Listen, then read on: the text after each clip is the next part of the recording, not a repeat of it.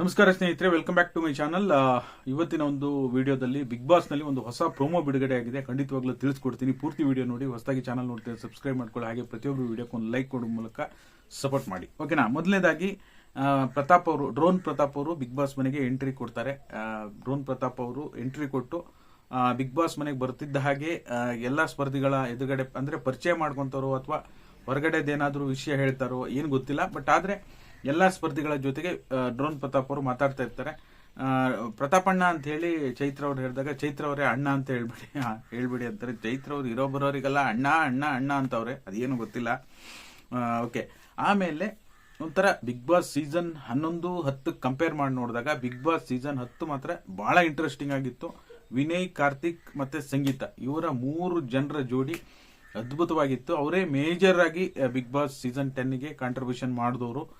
ಹಾಗಾಗಿ ಅವರು ಬರಬೇಕಿತ್ತು, ಇನ್ನೂ ಕೂಡ ಚೆನ್ನಾಗಿರ್ತಾ ಇತ್ತು. ಆಮೇಲೆ ಫಸ್ಟ್ ಎಂಟ್ರಿ ಕೊಡೋದು ತನಿಷಾ ಅವರು, ಆಮೇಲೆ ಡ್ರೋನ್ ಪ್ರತಾಪ್ ಅವರು ಎಂಟ್ರಿ ಕೊಡ್ತಾರೆ. ಆಮೇಲೆ ತುಕಾಲಿ ಸಂತೋಷ್ ಅವರು ಎಂಟ್ರಿ ಕೊಡ್ತಾರೆ. ತುಕಾಲಿ ಸಂತೋಷ್ ಅವರು ಎಂಟ್ರಿ ಕೊಡೋಕ್ಕೂ ಹನುಮಂತ್ ಅವರು ಮಾವ ಅಂತ ಅವ್ರ ಹೆಗಲ ಮೇಲೆ ಹತ್ತು ಬಿಡ್ತಾರೆ.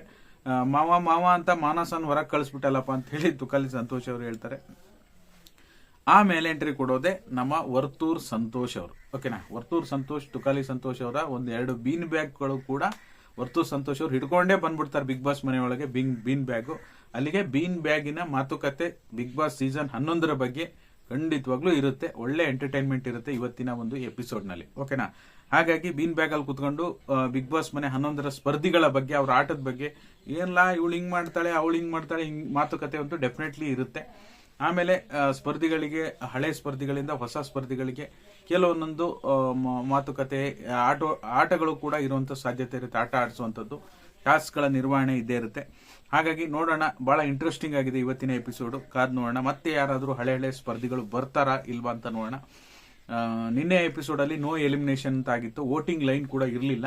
ನಾನೆಲ್ಲೋ ಒಂದ್ ಕಡೆ ಬಿಗ್ ಬಾಸ್ ಮನೆಯಿಂದ ಕಳೆದ ವಾರ ಬಾಟಮಿಗೆ ಬಂದಿರತಕ್ಕಂಥ ಐಶ್ವರ್ಯ ಅವರು ಅದೇ ವೋಟಿಂಗ್ ಕನ್ಸಿಡರ್ ಮಾಡಿ ಏನಾದ್ರೂ ಎಲಿಮಿನೇಷನ್ ಮಾಡುವಂತ ಸಾಧ್ಯತೆ ಇರಬಹುದು ಅಂತ ಗೆಸ್ ಮಾಡಿದ್ದೆ. ಬಟ್ ಆದ್ರೆ ನಿನ್ನೆ ವೋಟಿಂಗ್ ಲೈನ್ ಓಪನ್ ಕಳೆದ ವಾರ ವೋಟಿಂಗ್ ಲೈನ್ ಓಪನ್ ಇರಲಿಲ್ಲ. ನಿನ್ನೆ ಎಲಿಮಿನೇಷನ್ ಕೂಡ ಆಗಲಿಲ್ಲ.